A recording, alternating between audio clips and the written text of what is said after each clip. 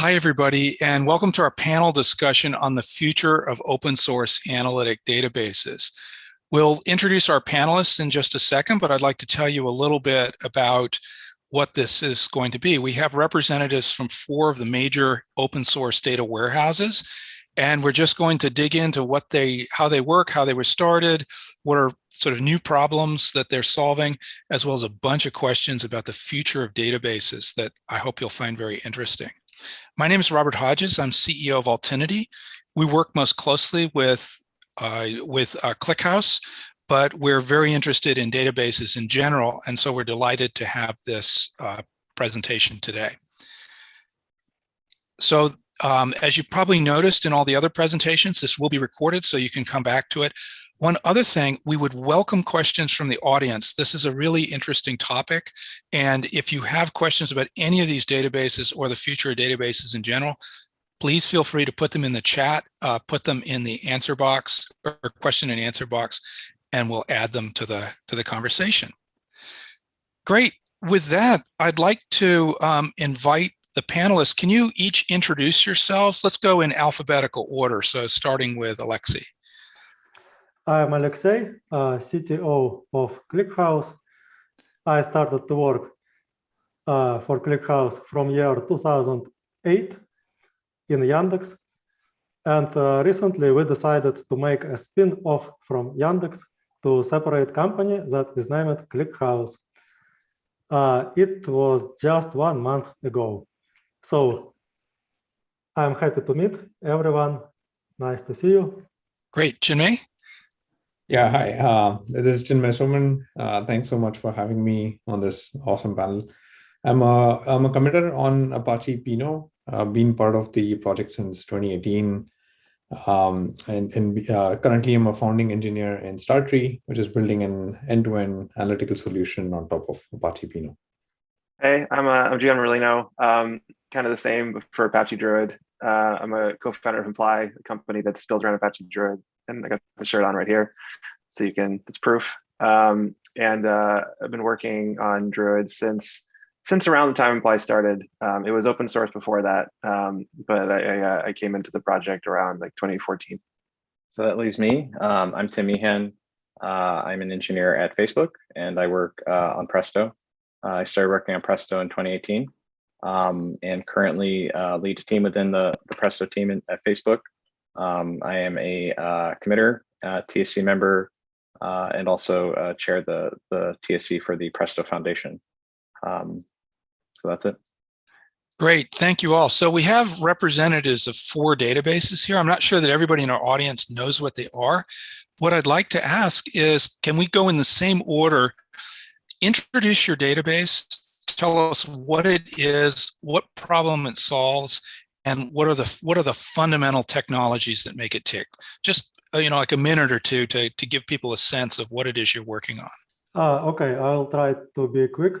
So ClickHouse is distributed analytical database management system. It is fast, highly scalable, highly reliable, easy to use. It runs everywhere, on-premise, in the cloud, on your laptop, and it is open source. What else do you need? So just one thing, any particular technologies that are, like if you were to pick 1 or 2 things that make it work, what would you point to? I will not pick 1 or 2 things. It is hundreds or even thousands of little details that you have to get right to make everything work. Okay, great. Chinmay? Yeah, so Apache Pinot is, the objectives are, I guess, quite similar. It's an open source distributed analytical data store. The focus of Pinot, why it was built in the first place, was to focus on user-facing analytics, where we typically deal with very high throughput analytical queries, and the expectation is the query latency is in the order of like milliseconds instead of seconds latencies. So that's where it really shines. Some of the key technologies, just to highlight I guess the top 3 would be columnar compression is a big deal in analytical databases, of course. And there's all kinds of optimizations that you can apply to compress it even further. That goes into Pinot. The other one would be a rich set of indexes. It ranges from the standard ones like inverted and sorted to even some specialized ones like star tree and geospatial text index and so on. So it really gives you the flexibility on a per column basis. And then the third one is the Lambda architecture. So you can it's able to provide a logical view of the database and ingest from all kinds of data sources, streaming or batch or whatever. Great. John? I mean, I think at a high level, it's hard to talk about Druid without saying the same things that that Alexei and Chinmay said, because they're similar. They're systems with similar goals, and I think similar like key design aspects. So I guess I'll instead of talking about the fact that it's an analytical database and uses columnar storage and has indexes, like kind of all the same stuff, I could talk a little bit about where it came from. Like the original use case for Druid was it was in the ad tech world. It was to power a user-facing analytics product that was based on ad tech data. And the thing that's interesting in that market is that you have a ton of data and individual rows are not super valuable. And so you kind of need something that does perform really well on really large amounts of data and has a relatively low cost per row for these kinds of analytical stuff, which is true of these other two systems as well. So at least me, I'll just talk a little bit about, like Presto, like in many ways, obviously, like we're all kind of like after very similar aims. Presto was started as a way to achieve fast ad hoc analytical queries, originally over Hive, without making trade-offs or sacrifices for quality, while using a single SQL, consistent SQL dialect that's able to integrate with a lot of data sources. So I think the important parts of Presto are, number one, not unnecessarily sacrificing speed for like needless materialization of results. So, like removing intermediate barriers, keeping everything in memory to keep things fast, which means, initially some trade-offs such as no spilling, no intermediate materialization or checkpointing, and streaming shuffle, and an architecture which is entirely pull-based and reactive to essentially how quickly the client can fetch data. The second one, and I'm sure this is similar for every other system mentioned here, which is code generation. So making sure that, like we generate really fast, highly optimized code tailored to the query, and, like reducing interpreted code paths to, code paths that, like are, sort of like less performance critical. The third one is not sacrificing quality. So essentially maintaining 100% accuracy for everything. Number four, sticking with a single consistent SQL dialect, which is ANSI SQL. So making sure that we, sort of our North Star, obviously it's very difficult to maintain 100% ANSI SQL semantics, but we do, I think, a pretty good job of like trying to stick with the ANSI SQL standard. And then finally, offering an extensible mechanism to allow entry into whatever data sources you might have that could be in the cloud or on premises through the connector API, and making it easy to either use an off-the-shelf connector or build your own to integrate with whatever data source you might have that you might find useful to integrate into Presto, so that you can use Presto as a single consistent federation layer. So those are sort of like, I would say, all the kind of like important features. Great, thanks, Tim. Chinmay and John brought up a really interesting point, which was sort of what was your original use case? And I wonder if I could, Tim and Alexei, maybe Tim, if you could just fill that in. What problem did you guys start out solving? So at the time, and like Presto obviously is sort of like a pretty mature. At the time, you're sort of like forced to choose between something that made like trade-offs in terms of accuracy versus sort of like unnecessary trade-offs in terms of like like a checkpointing materialization. So number one, it's speed, reducing the barrier entry to integrate new data sources. So like the connector API, and sort of like getting low latency SQL directly onto Hive without without ingest or without, sort of like any additional, like a sort of like pipeline needed. So like essentially ELT.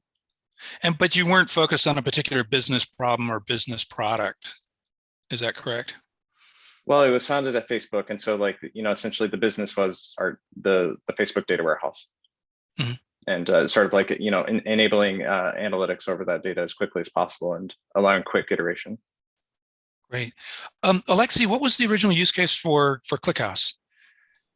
So the original use case was real-time queries on clickstream data.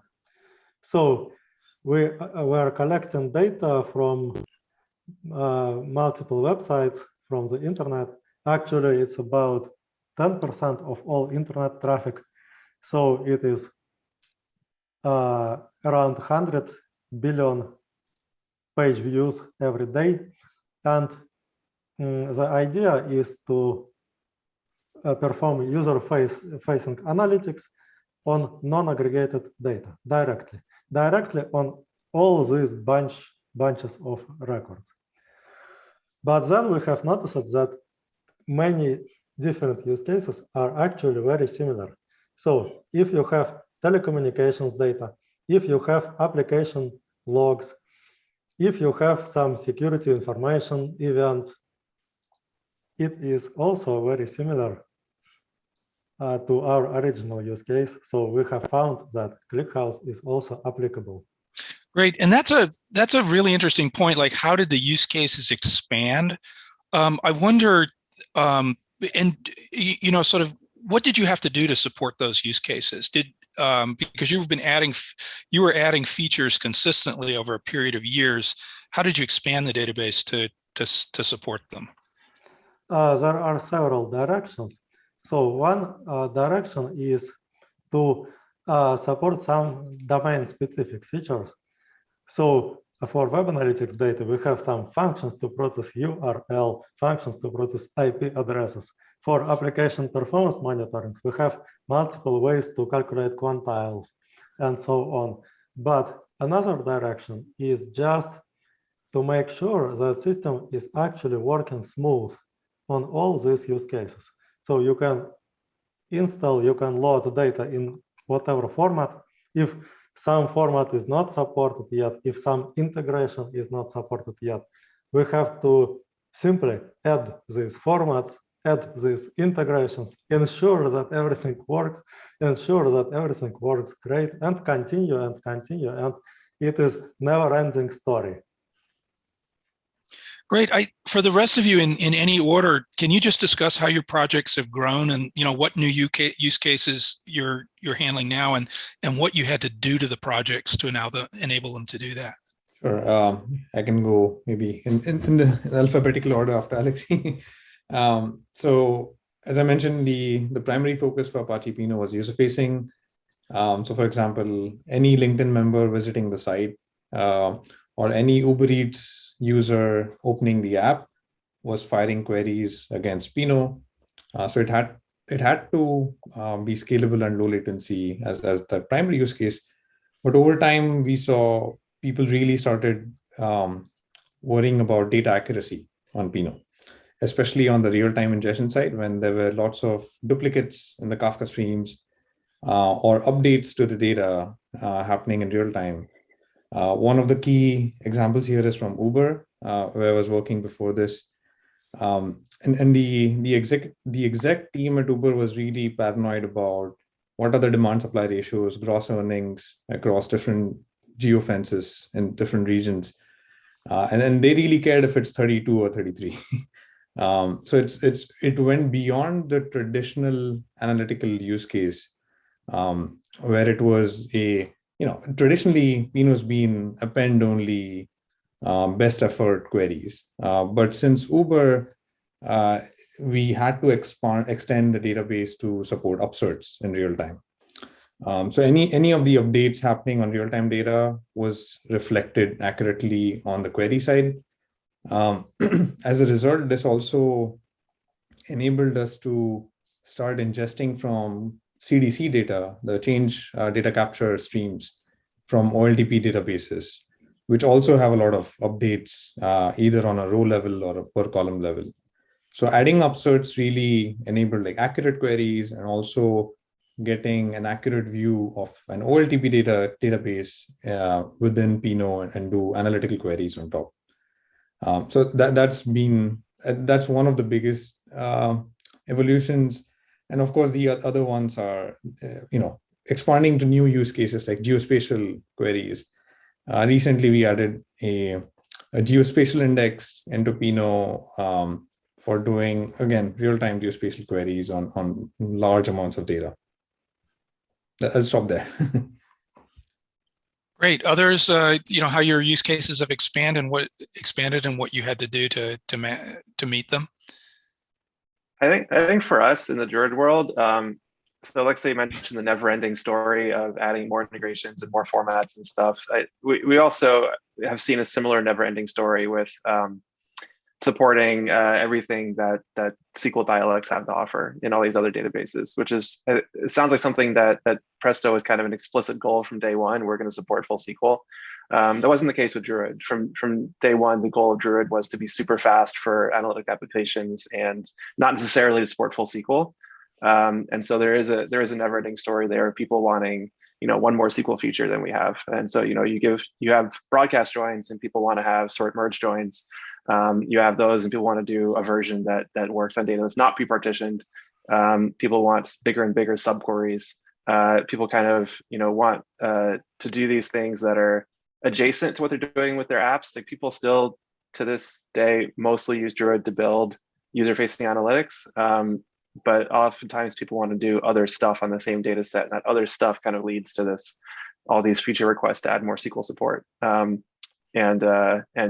that's driven one big chunk of evolution in Druid over the last few years has been driven by those kinds of requests. So I'll go next. And I think two big use cases that we've expanded, that it wasn't sort of like the initial intent, but like we've focused a lot on it, is number one, supporting batch and sort of like giving much better support for batch queries. And so the intent here is essentially having a single SQL dialect where you can experiment with, sort of like in real time, do some data exploration, and then move that query into a pipeline, and have the assurance that you're not going to have to babysit that pipeline, that like there's good reliability. Like once this gets into something like like a scheduling system. That's one motivation. And then a second motivation is it just so happens that Presto SQL, because ends up being sort of like less compute intensive than Spark on average. And that's like partly because of the like end-to-end focus on columnar oriented execution. We find that like the compute usage on Presto jobs tends to be a lot more efficient. And so this has ranged from like supporting better scheduling that lends itself to reliability in batch clusters, and is sort of culminated in the introduction of Presto on Spark, and sort of like leveraging Presto's eval engine within the Spark execution model, and leveraging Spark's checkpointing functionality and highly scalable shuffle within Presto's eval. And the advantage is that this sort of like enables you to use the exact same SQL query and with the same SQL semantics that you would use in interactive, but allow it to scale with batch workloads. So that's been a very long journey.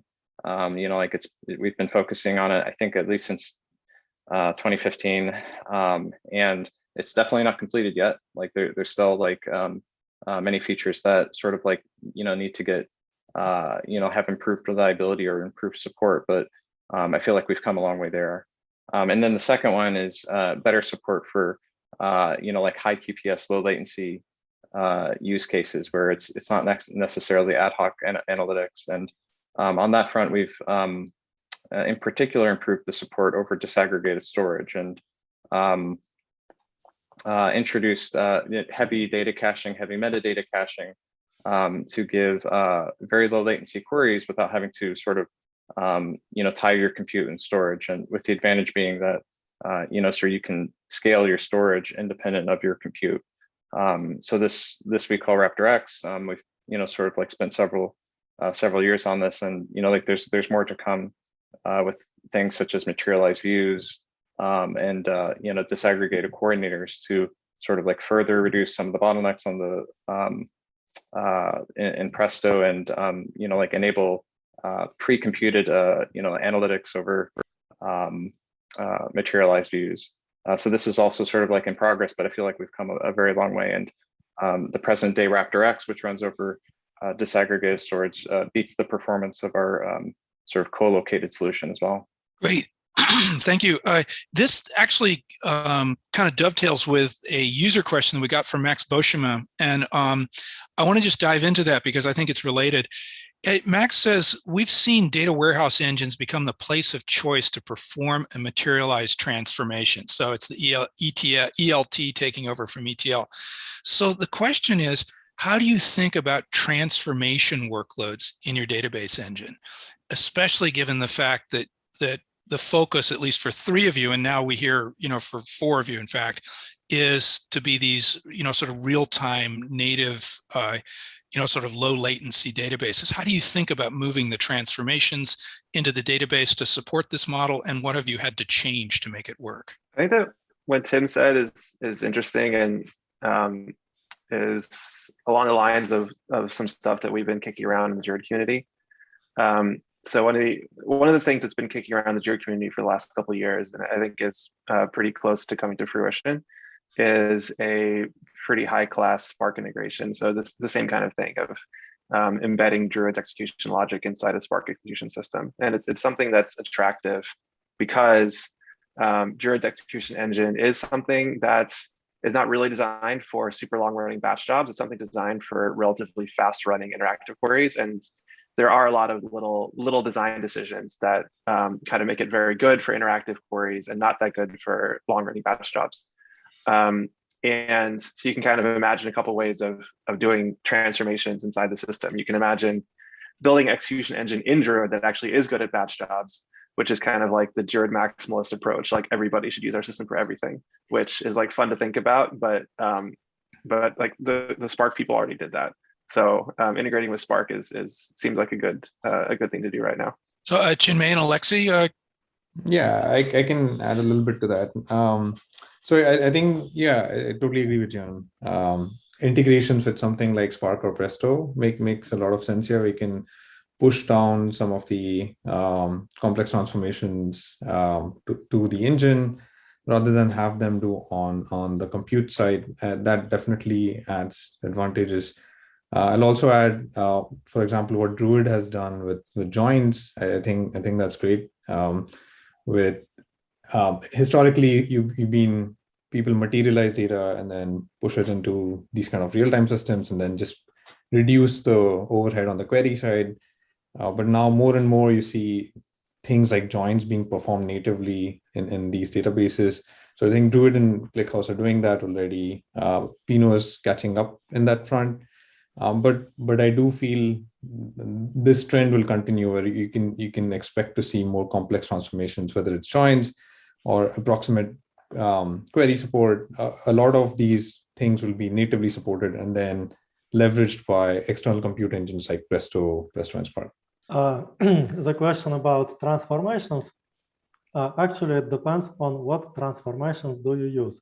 Sometimes if you need some long-running batch jobs, periodical, maybe it's not the best case for ClickHouse. But if you need some real-time transformations, you can use materialized views, you can use projections. So data will be continuously aggregated, continuously enriched from joined with dictionaries and so on. It is quite a good use case for ClickHouse, and maybe it is even better if you can transform your periodical batch jobs to real-time transformations, streaming transformations. Yeah, and I think that's sort of because what I heard Tim begin to talk, if Tim, it's almost like you're exporting sort of the batch processing outside of Presto, but still having the same semantics. So you're taking processing to the pipelines. I think what we've seen in the ClickHouse community is the pipelines have come into ClickHouse. And that's actually something that people kind of comment on. So it feels like there's kind of a couple different competing, you may be some different views on this. Does that, would you agree with that, Alexei? Yeah, maybe for some very specific transformations, you still have to use Hadoop, but it's starting to be more and more rare. So what is it? I mean, a question here just before we move to another topic is, what are the transformations that you need to do in Spark? Why is it you're pushing this stuff out? Why can't it be done in the database? I think joins is a good example, right? Where today, if you have to do n-way joins across different fact tables, it is objectively hard still on real-time systems. There are a lot of assumptions that happen, right? The data has to be partitioned in a certain way so that most of the processing is co-located on individual data nodes. Moving data across nodes is tough, and that's where things like Presto and Spark actually do a very good job of shuffling data across nodes. So I think joins is going to continue to be one of the challenges, I think, for real-time systems and things where I think today at least on the Pinot side, we do rely on the Pinot Presto connector for things like complex joins. The other cases would be, again, where you have data scientists writing these 30,000 line SQL for doing complex operations. I think that's another place where you have nested queries. Some of it is supported today across like Pinot, Druid, ClickHouse, but again, lots of things which are not today supported. So as I said before, the trend would be to keep pushing down these complex transformations natively in these real-time systems. And that's what I think will happen in the future. So you'll actually see more and more these things being leveraged by external things like Presto. Cool. Anything to add to that before we switch out? I would say the way we think about it in the Druid world is sort of anything that you can do in the database, you should do in the database, because you sort of have the transformations happening closer to the data. You have the ability to have them happen in real time. At least with what we offer people in our engine, it means like sort of stateless transformations. It means joining with lookup tables. It means doing aggregations, and like that kind of stuff you'd want to do inline in the database. Where we see usefulness in offloading stuff to an engine like Spark is more complex stuff than that. So not anything that's not one of those three things. So like, I guess like fact joins, stream joins is a big one. And another area is backfills. So there are transformations you could do inline in the database as you're reading from a real-time data source. Although sometimes people come up with a new thing that they want to do and need to go to some other source of truth, like a data lake or a Kafka topic, and reprocess everything. And those kinds of backfill jobs tend to work better in an engine designed for that. Great. I would like to shift the topic a little bit and talk about the cloud and specifically Snowflake, but I want to ask a really quick rhetorical question before we dive into that. And that is there any of you that is not building a cloud service for your database? Okay, I see no hands raised. So here's assuming that's the case, stipulating that you're all building cloud service, Snowflake, has it won? So it's everybody regards it, sort of in the public at least, as and sort of across the user base, it is the cloud data warehouse par excellence. It's multi-cloud, very complete SQL implementation. So the question is, what is it that the databases that you're working on can offer that is different and fundamentally better than what's available in Snowflake? We have in the Druid world, we've got plenty of people in the community that have either moved from Snowflake to Druid or have tried both and decided to use Druid for what Druid was designed for, which is user-facing analytics. Like and what generally causes them to make that decision is either they have a performance target in mind and Druid can meet it and Snowflake can't. And that's pretty simple. Or Snowflake can meet it, but the cost is a lot higher with Snowflake than with Druid. And that makes sense if you think about the architecture of how Snowflake works and how Druid works. Where you probably would want to use something like Snowflake is if you actually want a full-featured, full SQL data warehouse, and you're not looking to build an interactive analytic experience on top of that. Yeah, plus one to that. I do think the use cases are different, right?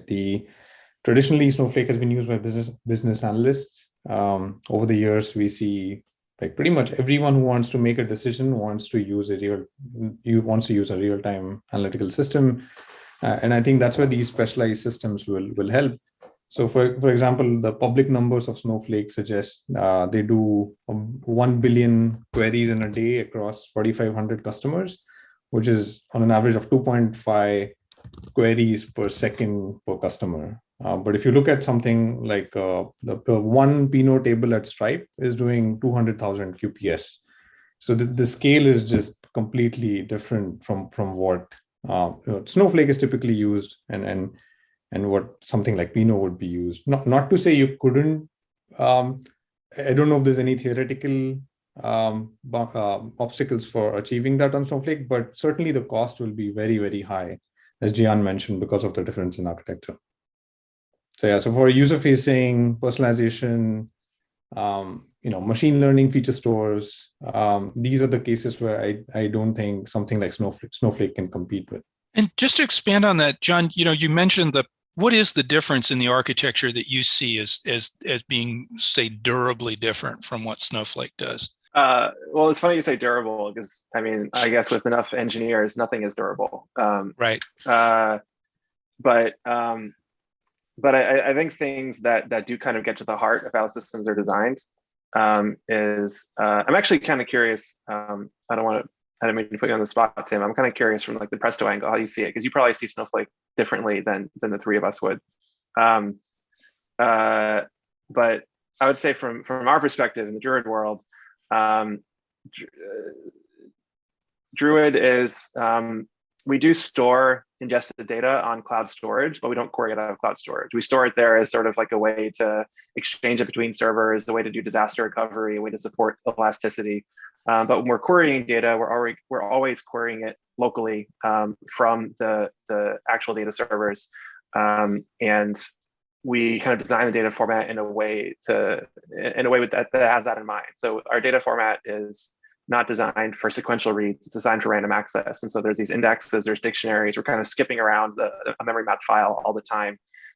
Whereas if you were designing something that needed to query out of cloud storage, like a Snowflake does, you probably wouldn't have a data format like that that's designed for random access, designed for memory mapping. And kind of once you design for memory mapping, you're able to add a bunch of nice features that don't make as much sense when you're designing for sequential reads. So I think that kind of how you think about storage is, and how you think about how the query engine relates to the storage engine is probably the biggest difference. Just to also comment on this, I think it's worth acknowledging like what Snowflake does really well. Snowflake is extremely simple to set up.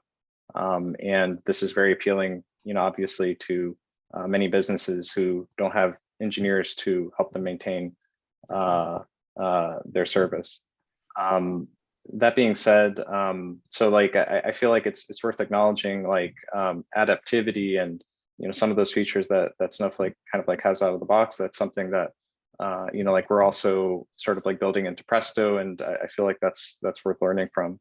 But in terms of like, I feel like I'm not sure if it's helpful to think of it as who won. Like I'm not sure if there's ever going to be a winner.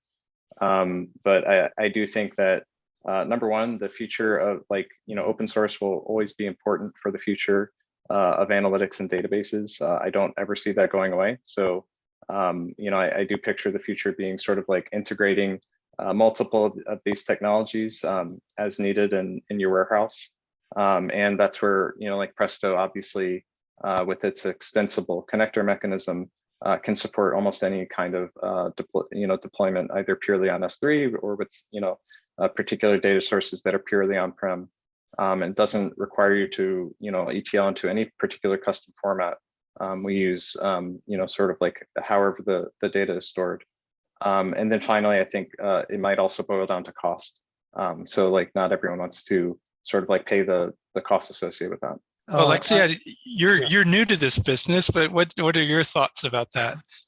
I want just add, you should never assume that someone has won. There is always a room for new contenders.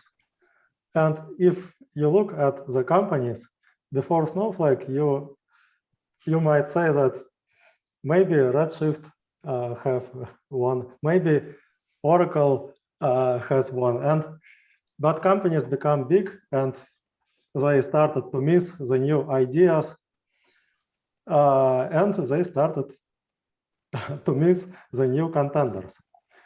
I can just give one example. Recently, we have experimented, I will say played with some integration with disaggregated storage, and we have made several changes to just improve query performance from 40 seconds to 100 milliseconds, so 400 times. And now imagine that we're doing this sort of stuff every day. And where will be Snowflake in a year? And where will be ClickHouse in a year? We'll see. Well, this brings up kind of a topic because I think we've open source has already come up in the last few minutes, and I think it's kind of interesting when we think about the differences between a completely closed system like like Snowflake and the open source databases we're talking about today. Do you feel like that as you're innovating, how do your communities help you innovate and move quickly? Because I think this is something that, point you made, Alexei, that, we can just keep doing things faster and faster. How are communities helping with this on your projects? You can compare many open source databases and compare by their interaction with community. If there is a pull request, how quickly maintainers will react? What about continuous integration system? Is it openly available? Is logs available for everyone? How quickly external contributor can iterate with their pull request? And I can say that we are trying to create some example of the best approach to work with community, to encourage potential contributors as much as we can. So when I go to some other open source project, I create a pull request and they will just post me some answer like, you have to go to Jira, you have to create a task, this task has to be approved, you did not comply with our style, and no one will help me. And I don't want that it will be the case with ClickHouse. I want contribution to be as smooth as possible. So other folks on how your communities how you interact with your communities and stimulate contributions? I think in terms of the community, it's just like something, this is kind of obvious, but like you get this constant stream of ideas that you haven't thought about or that, you haven't considered. And so it's extremely important to interact with the community just to help you sort of like evolve the product. From my own perspective at Facebook, like I can see it one way, but it's always sort of like enlightening and inspiring to see how the community sort of like pushes it in so many other different directions. So like I feel like that element is critical. Yeah, it is definitely beneficial for the most part. As Tim mentioned, there will be contradictory ideas and people want to do everything, and you should support all these things that I want. And the the tough part is saying no to some of the things, right? I think you have to be decisive in saying, no, we'll not do these things in our feature. But for the most part, community has been, at least for Pinot, it's been extremely beneficial. And things like adding, integrations, pushing the scale up higher and higher, that can only come from outward adoption. And even new features, as I already mentioned, upserts and joins forthcoming. I think that's where I think the community does make the product a lot better than say one company trying to plan the roadmap. Yeah, I think with Druid, so we're an Apache project, just like Pinot, and Apache kind of comes with like a bunch of stuff around community. So if you're an Apache project, you kind of are automatically doing GitHub a certain way, you're automatically doing CI a certain way. And so it's gotten, I've actually liked seeing the evolution of how the Apache way, or the Apache sort of standard technologies work. It used to be that you kind of had to do everything with some pretty ancient developer workflow tools. But the infra team has recently done a bunch of modernization, which has been very helpful, and we get to use more modern tools now. In terms of encouraging people and encouraging contributions and everything, like it's kind of hard to get away from the fact that databases are really complicated, and you kind of have a group of people that is working on the system almost full time, and they're doing certain kinds of contributions. They're doing things that get to the heart. They're doing things that are big refactors, or building the framework for other stuff to happen. And it's really important for those people to build the heart in such a way that it's easy for people that aren't working on it full time to kind of add stuff. And that's something that has been really helpful. So we have an extension system in Druid, and that's been really helpful. So people that are not working on Druid full time can still add extensions and can add new features and can add integrations. And that provides a way for people to get involved without being full time on the project. That's a great point. Oh, please go ahead.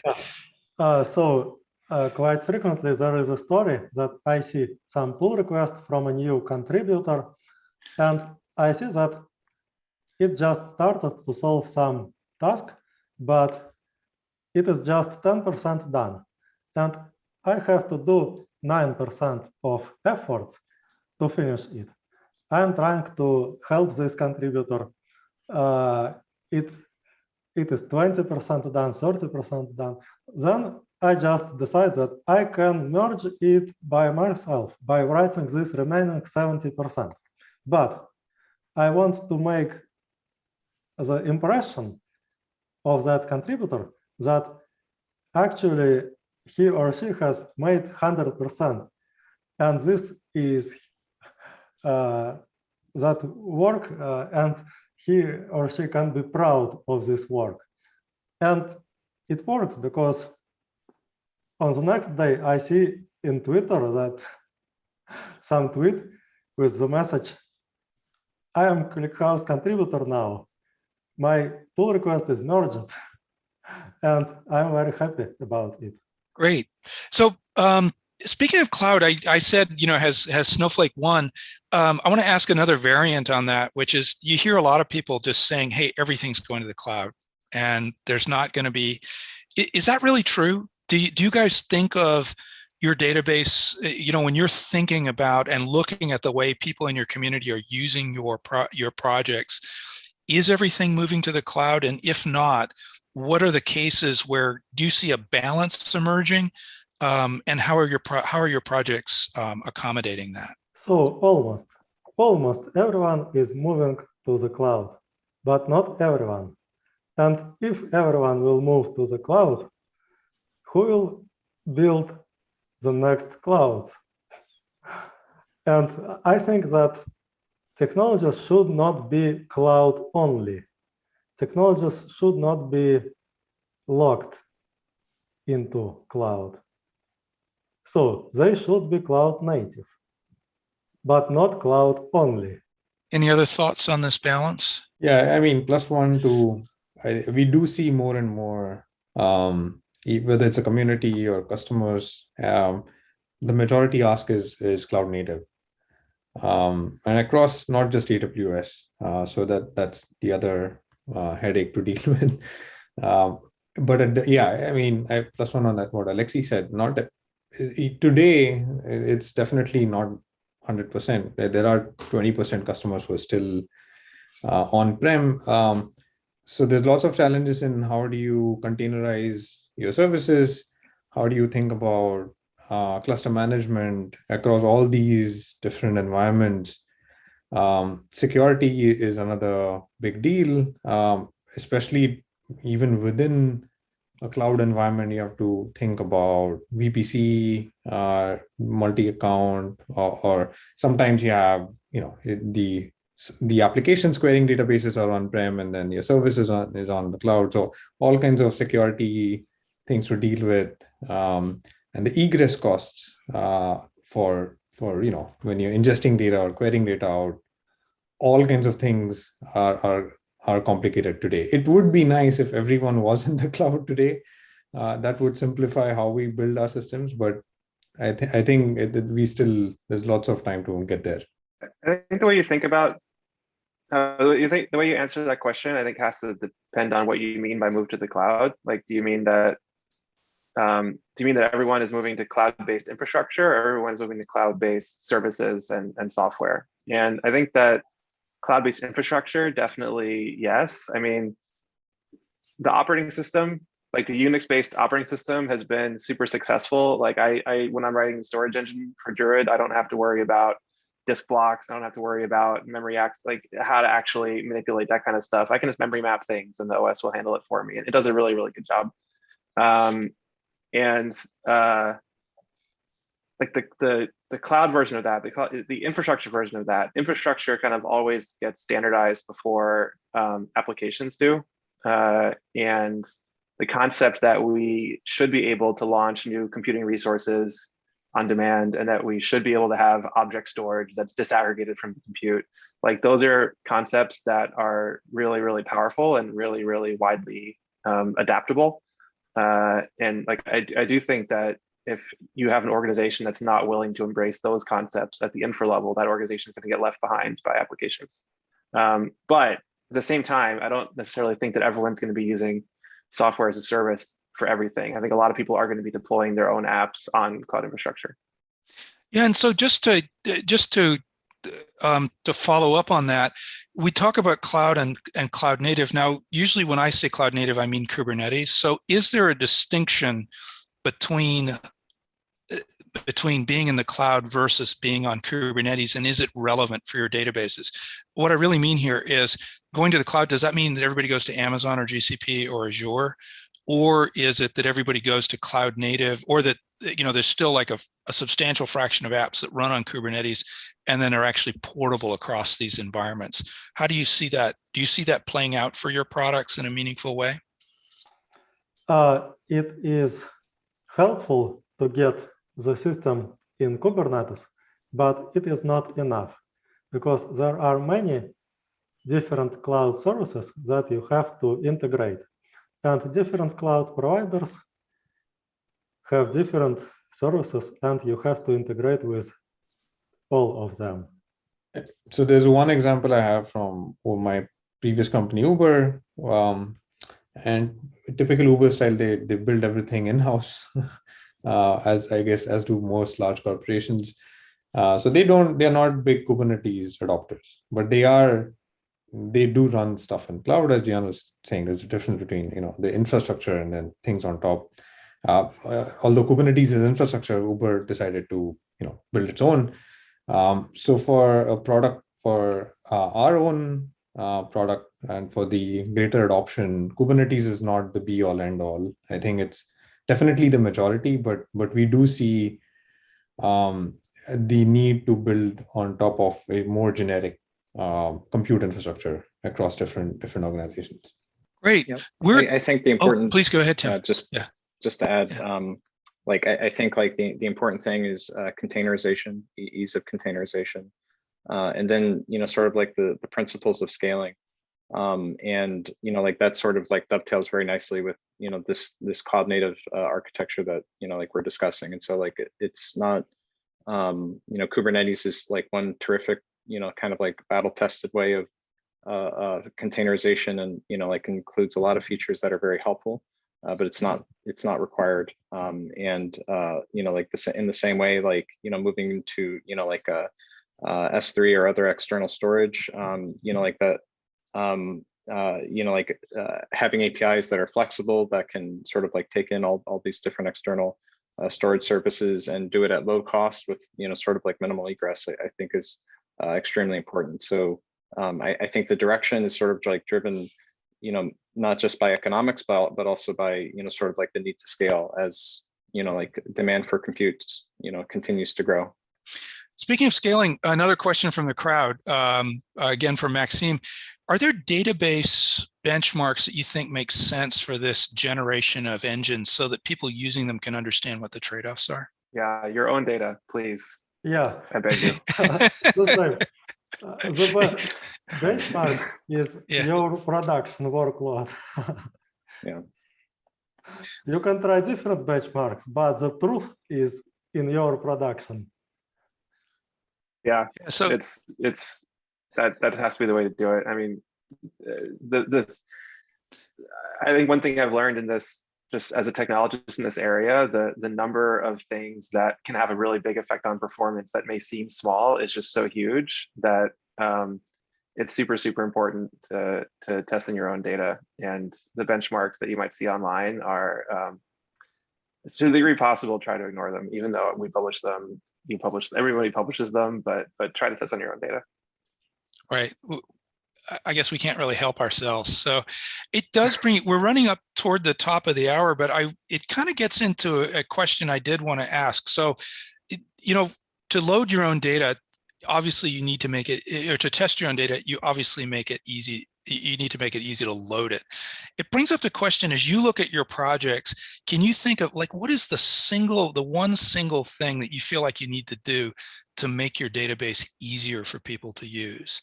I think like really important is adaptivity and reducing knobs, reducing sort of like the tunables, and like going forward, sort of like making smart decisions on the fly. With like, let's say partially read data or some initially read intermediate will be very important, just because it's as you sort of like your usage of the system scales. What doesn't scale very well is everyone learning the same tricks to get sort of like this magical sort of like performance plateau. From my end, I think adaptivity is for sure an extremely important element of that. So I don't know if I have one thing, but at least I have. The main thing I feel from what I've seen so far, of course, I mean, Max is saying ingestion. So yeah, we do need all the connectors in the world, but I feel more importantly, ability to handle things like unstructured data. That's actually quite important. The biggest time sink for new use cases is people trying to figure out the data model and how to get data in. And if your database supports unstructured data, for example, in Pinot, we actually added support to do like arbitrary nested JSON as is from the source. We have seen significant improvements and like the amount of time it takes to onboard data. Similarly, data enrichment. We do see whether the data ends in streaming or batch, there's always a case for decorating the data from external sources or doing some arbitrary transformation the user wants. So the more easier you enable enrichment during ingestion, it's going to make it much more easier for the user to use your product. But yeah, ingestion is by far the biggest problem, I feel. And if you nail that, I think everything else becomes simpler. John and Alexi? I mean, I agree on both. I mean, tunables are bad. Nobody understands tunables except for experts in the system, and you don't want people to have to be experts to use it. So right. we're always trying to reduce tunables. And then, I think this whole thing around ingestion and data modeling can also be a challenge. There's a lot of sort of, I guess, tricks of the trade when you're developing a good data model for an OLAP table for a user-facing analytics that I think that to a degree you could view that as not really the database's problem. It's, you should maybe give it a data model and it ingest data into the model. But from another perspective, maybe it should be the database's problem. Maybe it should be the database's problem to kind of encode these kinds of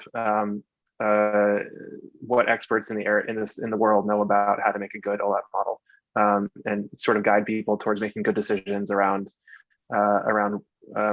aggregation, good decisions around partitioning, good decisions around sorting, that kind of stuff. Yeah, I want to also mention that for these systems, it's important to get elasticity and low operational complexity for large clusters. So suppose you want to quickly install ClickHouse, Druid, or whatever 100 machines. That is actually easy, at least for ClickHouse. But if the next day you decide that you actually need 150 machines, it should be easy to rescale, rebalance this cluster. So I want to make it more easy for ClickHouse. I think that you could almost summarize a couple of the points you've made. So John, what you were talking about in terms of, sort of the points about developing data models, being able to change the operational structure, it's kind of like fixing stuff, right? So you deploy you deploy a system and you do it a certain way, you load some data and you kind of figure out the schema, but then you need to evolve it over time. Does that seem like an area of focus for you? Just get your final opinions on this, the evolution of applications that are on your database. How is it you guys are enabling that? So you mean evolution in terms of what data model they're going to have? What data model? So let me give a totally simple example. In ClickHouse, which I know pretty well, if you have a pattern for sharding your data, if you change your mind, it's pretty hard to fix. How is it that because the thing that really characterizes systems that are successful is they've evolved over time. So really, how do your databases help people, get an application deployed and evolve it? This is actually something I think that we got right in Druid. So we kind of, the way that we think of storage in Druid is, in the database world, you kind of have two concepts on. You have either aggregate compute and storage. I store all my data on the data servers, and the cluster feels like a collection of independent data servers. And the other side, you have I have a bunch of storage, I have a bunch of compute. The compute scales elastically, and it kind of queries storage externally. And what we do in Druid is somewhere in between those things. What we do is we have separated storage, but we don't query from it. We prefetch data and we query data on the data servers. But that means that if you do want to scale a cluster elastically up and down, it actually is pretty easy because we just sort of move the segments around from one server to another. Everything is split up into these little shards, and you don't have one shard per server. You have maybe like 1,000 or 10,000 shards per server, so we can move a few to a new server. And same if you're changing partitioning or changing schema or changing aggregation or whatever. If you do any of that, then you would do like a big batch job to maybe day by day change the partitioning for this day, then this day, then this day. And as you do that, the ingestion system or the reprocessing system is going to dump stuff onto your cloud storage. And then once it's dumped there, then the data servers will just pull it. And then once they've all pulled it, then they'll unload the old data and start querying the new data. There's like an atomic flip over. So that is something that I think we got right in the design of Druid, and something that does make it have like a nice feel for large clusters. Thank you, John. So we've gone 5 minutes over. I just want any other quick thoughts on this final question, in the next minute or two? I can add a few just to make it very short. On the Pinot side, all the things that John mentioned, like ease of moving, expanding your cluster, ease of evolving schema, all of that is important. The one thing I'd like to add is the ability to add indexes on the fly. That's important because use cases always evolve and user doesn't know what to optimize for in the beginning. So that's something Pinot supports, and that's a good one. And then also things like what I think Gian already alluded to this, but to post-process the segments that you have. So combining segments together, rolling up, or even moving to a different tier. So from hot, warm to cold, that's something Pinot is supporting today. And also like directly querying segments that are stored in the cloud.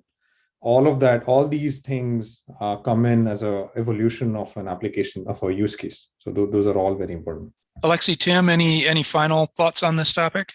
I think it boils down to expanding the language where it is deficient through functions or through new features, reducing any bottlenecks for let's say hyper like high QPS use cases, and also hardening batch support. Sort of like this, supporting sort of like the broad spectrum of queries is like where we find to be like the most need, and where we're spending most of our energy. Great. Alexi, you have the last word. Okay. So there are many details about how exactly data is moved. What is the fan out of queries, of insert queries, of select queries? Do select queries always see the latest inserted data?